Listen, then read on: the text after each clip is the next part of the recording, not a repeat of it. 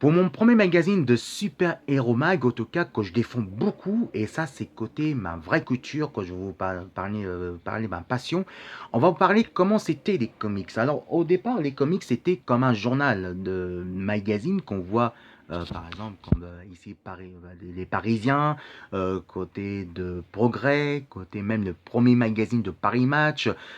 C'était vraiment quelque chose de très intéressant, mais aussi qu'on voit actuellement que vous lisez comme les 20 minutes, genre comme ça, les progrès aujourd'hui encore, c'était vraiment quelque chose d'exceptionnel. Au départ, les comics, c'était pas les comics actuellement, hein. C'est pas les comics qu'on voit, que vous lisez dès maintenant, les comics de Marvel Comics Book avec Avengers versus les X-Men, hein. Donc c'est pas comme ça à l'époque. Au départ, c'était un journal. Au départ, c'était un magazine de journal qui s'est fait appeler Preview Comics, que je vais vous montrer un peu plus tard dans la semaine, que je vais chercher de ma collection. Preview Comics, c'était un magazine de journal pour enfants familial, qu'on lisait beaucoup les actions d'aventure, qu'on voit les aventures par exemple de David Crockett, de Tarzan, de Mandrake, de Flash Gordon, etc. etc. Et c'était bien avant l'arrivage de la Grande Deuxième Guerre mondiale froide de 1939 à 1945.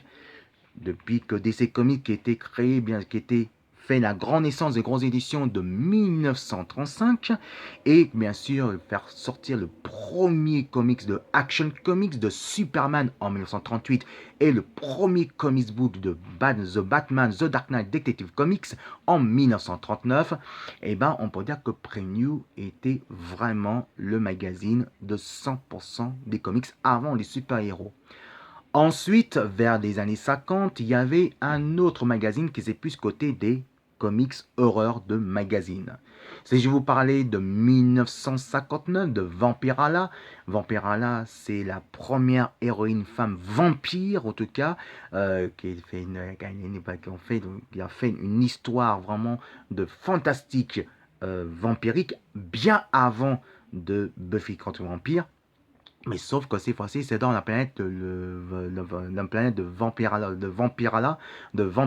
C'est la planète de Vampirion, justement, où que les vampires étaient assoiffés de la planète de sang, justement, parce que leur planète, c'est une nourrir de sang.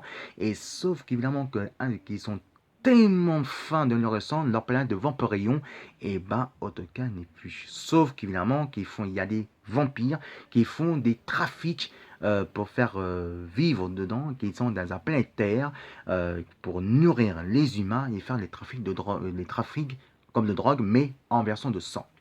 Sauf que c'était l'arrivage vers la fin du XVIIe siècle et XVIIIe siècle après Jésus-Christ. Vampirella, au lieu qui va faire justement empêcher les trafiquants, il arrive dans un planétaire pour protéger les humains, mais elle a été assoiffée il a été assoiffé le sang, malheureusement, elle a été nourrissée par le sang, mais elle protège plutôt plus côté les humains. Vampirella était né en 1959 par le magazine qui s'est appeler Vampirella Magazine. C'était dans les comics et dans les films, il est arrivé vers les années 80, ils vont dire 86-87. Les films étaient pas vraiment de top, mais en tout cas les comics, en tout cas de Vampirella, ça fait fantasy surtout pour les garçons, qu'on peut dire carrément. Et même il y avait un gros bouquin des Vampirella qui s'est fait appeler Vampirella Pin-Up. Dans les années 90, c'était plutôt les éditions L'Angleterre, cette fois-ci par les équipes des Anglais, évidemment, qui a fait renaissance, découvrir un nouveau magazine, un nouveau magazine qui va ressembler plus côté dans les journaux et plus proche côté magazine entre Preview et bien sûr Vampirella, Eros. Eros, c'était par les auditions par les Angleterres qui est suivi par Preview avec les Marvel, comme vous voyez Wolverine, et bien sûr DC Comics comme Batman ou Superman. On peut dire que ça ressemble beaucoup plus à Preview. C'est le suivi et la fin de suivi de Preview avant que Previews qui est arrivé vers début des années 2000. Voilà, on peut dire carrément que ça, c'était le meilleur magazine de tous les temps pour moi. Ça, je peux vous dire carrément que j'ai les tas collection, on peut vous montrer. Mais comment ça marche ce dessin? En fait, c'est pas une comics, c'est un magazine de fabrication pour montrer les auteurs comment ils ont fait leur carrière et vous montrer le making of côté de dessinature de personnages pour dessiner les planches des comics. quand je vais vous montrer quelques extraits. Attention, c'est un peu délicat parce que c'est très fragile et je vais faire vraiment de mon mieux. Le voici que vous voyez. Il vous explique le schéma, et là c'est en anglais justement. Voici quelques planches de bande dessinée de personnages. Voici comment on travaille l'émotion des personnages en faisant le dessin de la planche des comics. Regardez-moi ça, comme c'est magnifique. Donc il vous explique le schéma avec les planches qu'on va vous montrer, les planches de personnages, le making of qu'ils ont fait.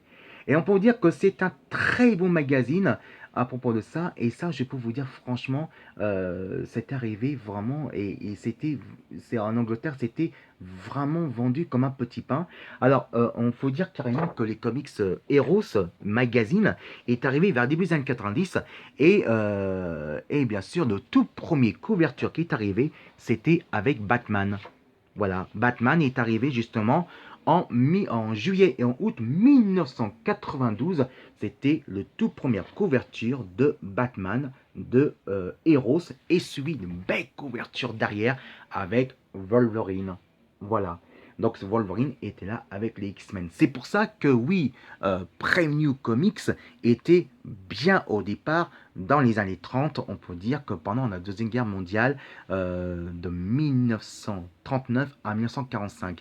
On peut dire qu'à l'époque, c'est vrai que les nazis, côté de Adolf Hitler, les Allemands, ils n'étaient pas très fans justement des super-héros. Par exemple, je vais vous dire la couverture de Superman. C'est un qui se rappelle comment ça s'est passé à l'époque, c'est que Superman, et ça c'était un scandale, évidemment c'était un plagiat qu'ils ont fait, c'était un scandale, parce que où Superman a attrapé Adolf Hitler, évidemment, qui a mis une paire de gifles, et justement les Allemands à l'époque n'étaient pas bien appréciés, qui ont demandé de rechanger de couverture, et c'était au départ, vu que Superman qui était sorti en 1938, au départ, Superman était sorti, c'était pas un scandale, il était sorti en 1936. Malheureusement, à cause de ça, ils ont mis 2 ans pour changer la couverture, donc ils ont supprimé la couverture où Superman a attrapé Adolf Hitler qui a mis une paire de gifles, donc c'était Superman, au lieu qu'il est sorti en 1938, il a dû sortir en 1936.